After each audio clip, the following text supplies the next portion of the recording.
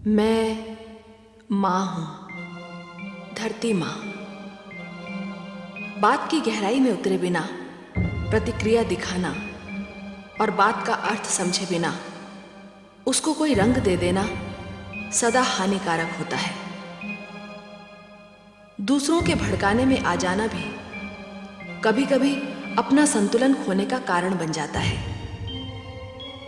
कैकेयी ये समझे बिना कि उसे श्रीराम के युवराज बनने का समाचार क्यों नहीं दिया गया, केवल मंथरा के भड़काने में आ रही है।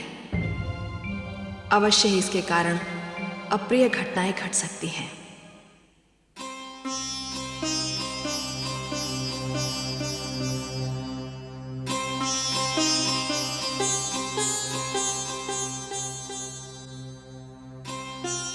आदरणीय महापुरुषों, राम को युवराज बनाने में आप लोगों ने जो अपनी सहमति प्रदान की, मैं आप सबका बहुत बहुत आभारी। अब आप सब कृपया अपने अपने क्षेत्रों में जाएं और समारोह की तैयारी करें। जो महाराज। ठहरिए सामंत जी, आप तुरंत कैकेयी जाकर भरत और शत्रुघ्न को यह शुभ समाचार दें और उनसे कहें कि वे अयोध्या लौट आए। जी महाराज। उनसे लौटने के लिए तो अवश्य कहिएगा, किंतु उनसे कहिएगा कि यदि महाराज अश्वपति अस्वस्थ हों तो वे वहीं रुके रहें और महाराज के स्वस्थ होने के उपरांत ही लौटें। जो आज्ञा महाराज।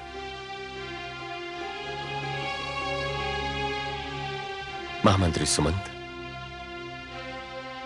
जी महाराज। अब अभिषेक की सारी व्यवस्था करना आपका उत्तरदायित्व है। मैं जानता हूं महाराज, आप थक गए होंगे। सेवक का परामर्श है कि आप तनिक विश्राम कर लीजिए। जब तक पुत्र राम का अभिषेक नहीं हो जाता तब तक विश्राम कहां सुमंत जी।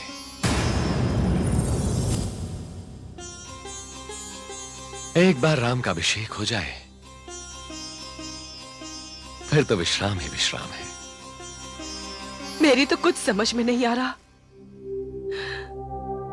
मुझे बिल्कुल विश्वास नहीं हो रहा कि आप जो कह रही हैं वो सत्य है। विश्वास कैसे होगा? अंधकार में तो सत्य का मुख भी दिखाई नहीं पड़ता। उसके लिए प्रकाश में निकलना पड़ता है। चल मेरे साथ, मैं तुझे सत्य का मुख दिखाती हूं। कहां? इस भवन के बाहर, अयोध्या नगरी में। नहीं नहीं धाई मां, ये नहीं हो सकता। मैं तो महाराज की अनुमति के बिना इस भवन के बाहर एक पांव भी नहीं धर सकती। ये मर्यादा के विरुद्ध है। सारी मर्यादाएं क्या तुझे से आरंभ और तुझी पर समाप्त होती हैं क्या?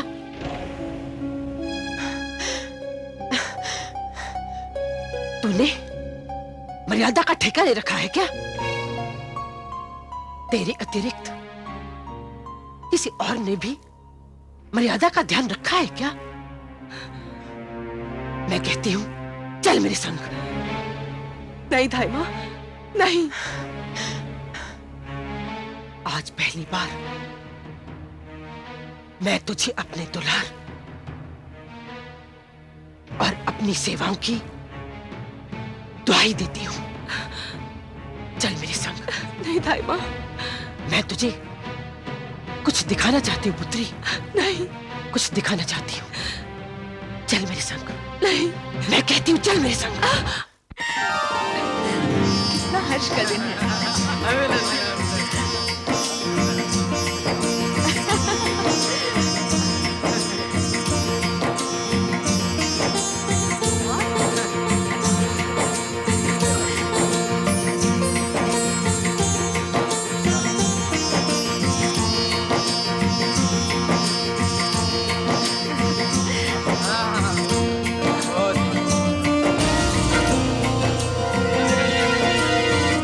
मेरी मौसी।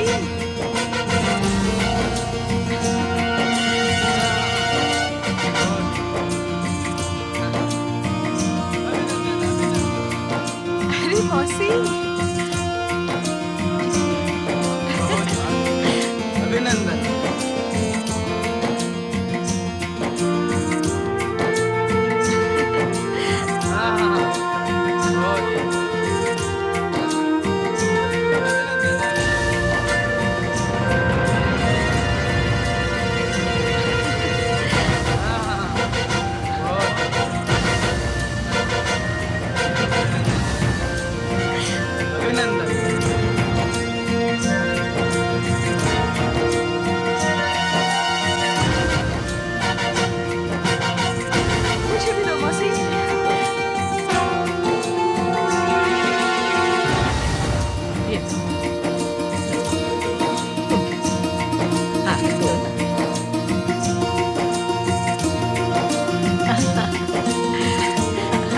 मासी। लो।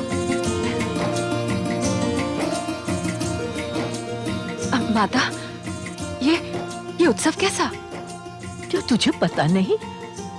मैं समझ गई, तू अवध की रहने वाली नहीं है, अन्यथा इस उत्सव की सूचना अवध के जन जन को है।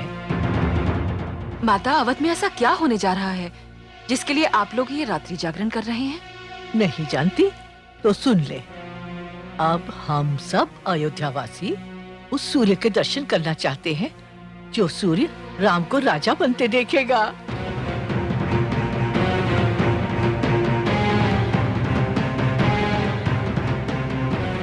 क्या? हाँ पुत्री, कल राम को युवराज पद पर बिठाया जाएगा। हमारे राम राजा बनेंगे। किंतु पुत्री, तुम्हें अपने आप पर लज्जा आनी चाहिए। इस शुभ समाचार का तुम्हें पता भी नहीं। चल छोड़, ये लड्डू खा ले। खा।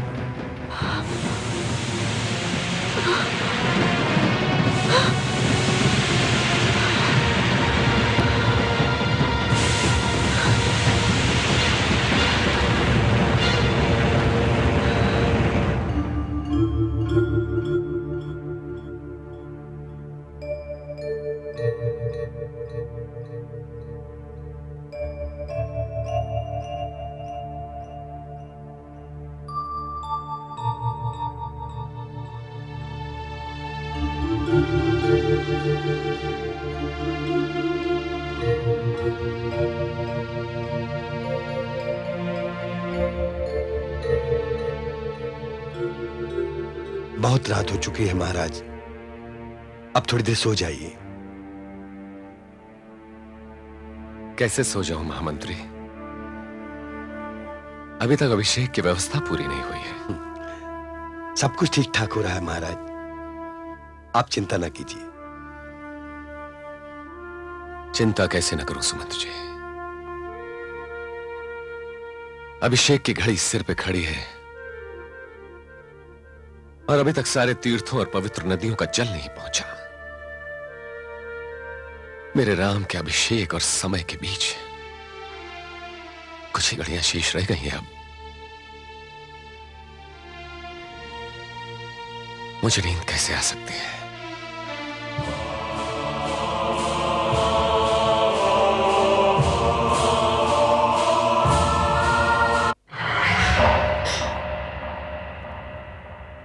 इससे पहले कि इस काली रात्रि का अंधकार तेरे जीवन में सदा के लिए ठहर जाए, कुछ कर पुत्री। तेरे साथ धोखा हुआ है, तुझे चला गया है। पानी सर से ऊंचा हुआ जा रहा है। तुझे कौशल्या की दासी और पुत्र भरत को राम का दास बनाने का षड्यंत्र रच दिया गया है। इससे पहले कि समय हाथ से निकल जाए, कुछ कर पुत्री, कुछ कर। मैं क्या करूं दाई मां, मैं क्या करूं? अब जो होना था वो तो हो चुका। समय के चक्र को मैं कैसे रोक पाऊंगी दाई मां, मैं कैसे रोक पाऊंगी? रो मत पुत्री, रो मत। तेरे अश्रु मेरे जीवन को फूंक कर रख देंगे। रो मत। जब तेरा जन्म हुआ था तो तेरी माता की छाती का दूध सूख गया था और मैंने तुझे उठाकर अपने कलेजे से लगा लिया था। उस क्षण से आज तक मैं तेरी छाया बनकर तेरे साथ रही हूं। तेरे दुख को अपना दुख समझती रही हूं। दिन रात सोचती रही हूं कि यदि जीवन में कोई आज जैसी घड़ी आ गई हमें क्या करना होगा? मैं तुझे बताती हूँ। मैं तुझे बताती हूँ कि तुझे क्या करना होगा। क्या करना होगा? आपने क्या सोचा है दाई माँ? उस दिन का स्मरण कर पुत्री, जिस दिन महाराज दशरथ देवासुर संग्राम में असुरों से भिड़े हुए थे। स्मरण है ना? तू महाराज की सारथी थी। स्मरण है। तो फिर यह भी स्मरण होगा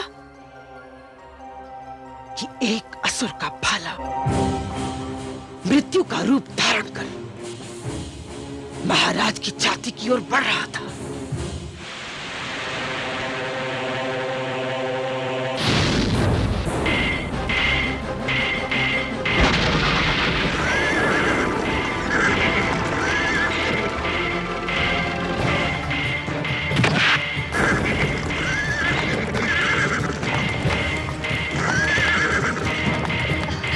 आप रण क्षेत्र संभालिए महाराज, मैं रथ संभालता हूँ। धन्यवाद वीर सर।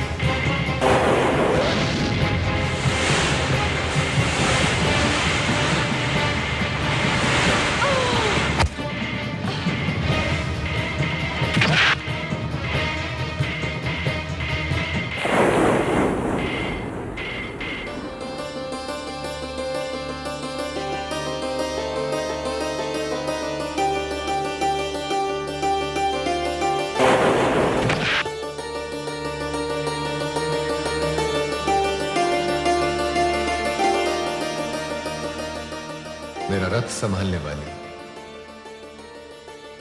2 बार मुझे घातक आक्रमण से मेरे प्राणों की रक्षा करने वाली वीरांगना,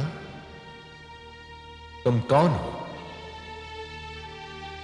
मैं कैकेयी नरेश की पुत्री कैकेयी हूं महाराज। हाँ, मुझे ये भी स्मरण है।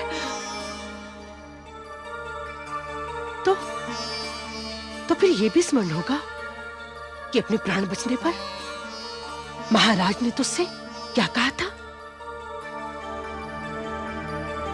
न मैं ये भूलूंगा कि कह में कोई मीर प्रतीक्षा कर रहा है, और न ये भूलूंगा कि कौन मेरी प्रतीक्षा कर रहा है।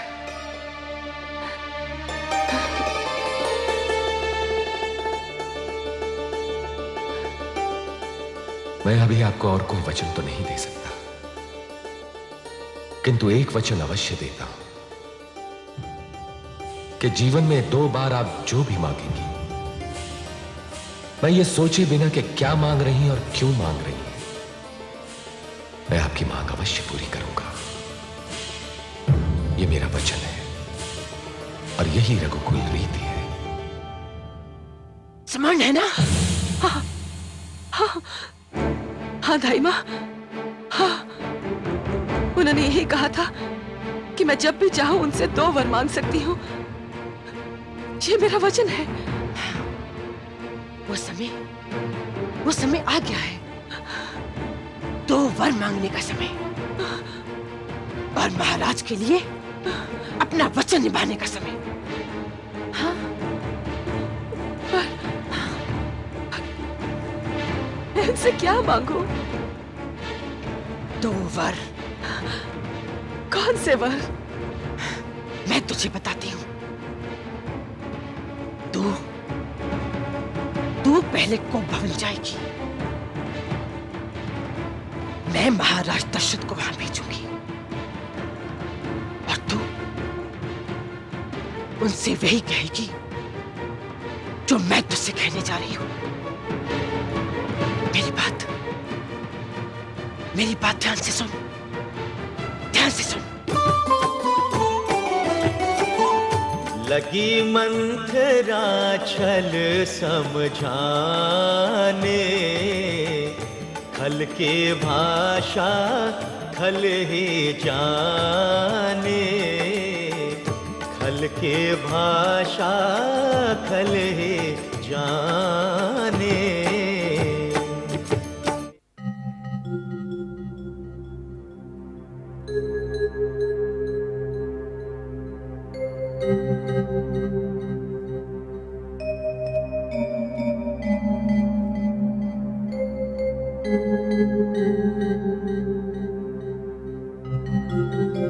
महाराज, सारे तीर्थों की पावन नदियों का जल अयोध्या पहुंच चुका है। बहुत रात हो चुकी है, अब तो आप सो जाइए। महामंत्री, यदि आप एक रात्रि भी हमारे साथ नहीं जाग सकते तो मैं आपको अनुमति देता, आप जाके सो जाएं। महाराज, मुझे अपनी चिंता नहीं है, मैं तो आपके लिए चिंतित हूं। प्रणाम महाराज। महारानी कैकेयी की धाई मां मंथरा आपसे भेंट करना चाहती है। मंथरा इस समय? भेजो उन्हें। जो आज्ञा महाराज।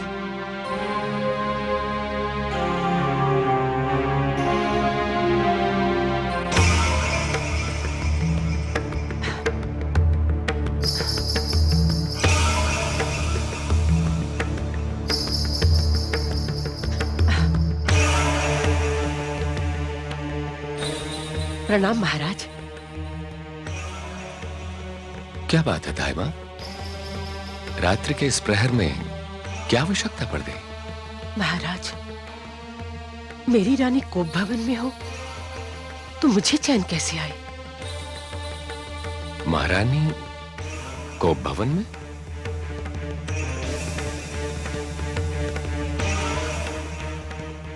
क्या पीड़ा है उन्हें? ये तो आप ही को पूछना पड़ेगा। मुझ में इतना साहस कहां कि मैं उनसे उनके विलाप का कारण पूछ सकूं। विलाप? महारानी विलाप कर रही हैं? जी हां, और आपकी प्रतीक्षा भी कर रही हैं। आप चलें। जी हां। महामंत्री सुमंत। जी महाराज। आप यहीं ठहरे, मैं भी आता हूं।